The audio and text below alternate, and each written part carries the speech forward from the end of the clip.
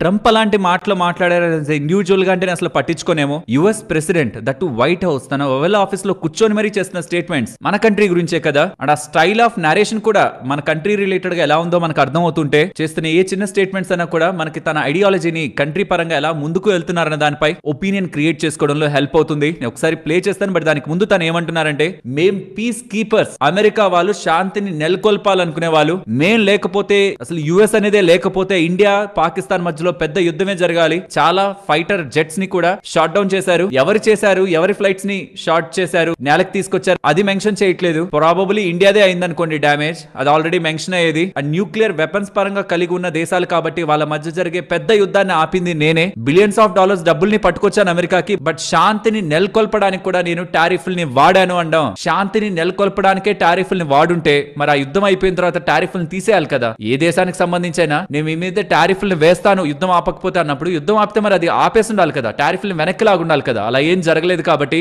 The face of media tariff correct కాదు కదా, economy slow down అవుతుంది కదా అని విలేకరులు అడుగుతున్న ప్రతిసారి ఇది నేను టారిఫ్ వేసింది యుఎస్ ఒక బాగు కోసమే కాదు, చాలా కంట్రీస్ ఒక యుద్ధాలను ఆపడానికని ఎలా తను సమర్థించుకుంటూ వస్తున్నారు. If I didn't have the power of tariffs, you would have at least 4 of the 7 wars raging. I use tariffs to stop wars. If you look at India and Pakistan, they were ready to go at it. 7 planes we shot down. They were ready to go at it. And then nuclear powers.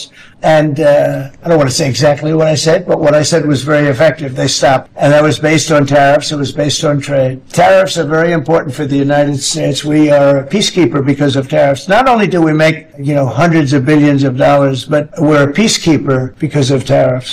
And తను అలా చేస్తున్న చర్యలతో, India related గా చూపిస్తున్న hatred తో students కూడా US కాకుండా ఇంకితర countries కి వెళ్లి చదువుకునేందుకు ప్రయత్నిస్తున్నారని. అమెరికన్ స్టూడెంట్స్ వీసాస్ ఆల్మోస్ట్ 45% దగ్గరగా ఆగస్టు 2025 లో పడ్డాయని ఇరాన్ ఇయర్ కంపారిజన్ తో కంపేర్ చేస్తే సగం పైగా స్టూడెంట్స్ ఇప్పుడు అమెరికాకు వెళ్ళాలి అనుకోవట్లేదనేదా. ఇన్ఫాక్ట్ వెళ్దాం అనుకున్న నిన్నటి వీడియోలో చెప్పాను కదా, మన ఇండియన్ స్టూడెంట్స్ ని కూడా టార్గెట్ చేసి 5% కి మించి ఎక్కడి నుంచి తీసుకోవద్దు. యూనివర్సిటీలో ఒక 100 సీట్స్ ఉన్నాయనుకోండి, 15 సీట్స్ ఆర్ 15% మాత్రమే ఇతర దేశాల వాళ్ళకి ఇవ్వండి. అందులో కూడా 5% మాత్రం ఒక కంట్రీకి వెళ్ళాలి మాక్సిమం, అంతకు మించి వెళ్ళొద్దన్నారు. మెజారిటీ యుఎస్ కి సంబంధించి ఇంటర్నేషనల్ స్టూడెంట్స్ అన్నిట్లో ఆల్మోస్ట్ 33 to 35% గా వెళ్ళేది ఇండియా, చైనా నుంచి, అందులోనే ఎక్కువ వెళ్ళేది ఇండియా నుంచి. సో తను ఏ రూల్ తీసుకొస్తున్నా H1B పరంగా కానీ, ఈ స్టూడెంట్ ఇంటర్నేషనల్ స్టూడెంట్స్ పరంగా కానీ, ఇండైరెక్ట్ గా కూడా కాదు, డైరెక్ట్ గా టార్గెట్ చేస్తున్నది ఇండియానే. సో ఆన్ దట్ నోట్ మన ఇండియన్ స్టూడెంట్స్ కూడా ఎక్కువగా అమెరికాకు వెళ్ళడానికి ఆసక్తి చూపించట్లేదని ఇరాన్ ఇయర్ కంపారిజన్ లో 45% దగ్గరగా యుఎస్ కి వెళ్లాల్సిన మన ఇండియన్ స్టూడెంట్ వీసాస్ ఫాల్ అయ్యాయని డేటా అయితే అప్డేట్ అయింది. అండ్ ఇండియా యుఎస్ రిలేటెడ్ ఉంటున్న ట్రేడ్ టాక్స్ కూడా స్లో డౌన్ అయ్యాయని because of US government shut down. India talks అయితే ఎఫెక్ట్ అయ్యాయని. 6th round of talks US తో సూన్ జరుగుతాయని, కానీ అది ఎప్పుడు జరుగుతుందని ప్రెసెంట్